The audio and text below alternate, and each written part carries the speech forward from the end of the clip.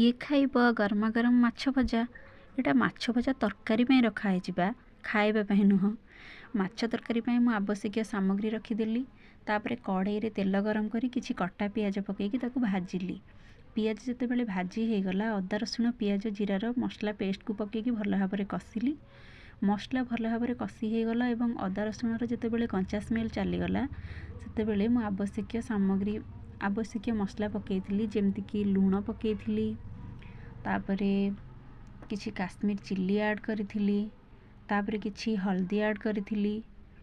लूण हल्दी काश्मीर चिल्ली को भल भाबरे कसिथिली।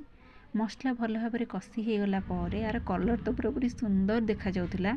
तापरे कटा टमाटो को पकेकी मध्य भल भाबरे कसिथिली एवं कटा आलू को पकेकी कसिबा पई किछि समय छाड़ी देली। तापरे आवश्यक अनुसार पानी दे देथिली। पानी देकी मसला और आलू भल भाबरे सिझी जिबा पई के किछि समय ढक्कन दे देथिली। ढक्कन खोलिकी देखिली तरकारी पूरा रेडी हो जाइतिला, आलू सिझी जाइतिला। तापरे माछ भजा और गरम मसला पकई रेडी करदेली गरमा गरम माछ तरकारी। काहाकू ये रेसिपी भल लागिला निहाती जणे।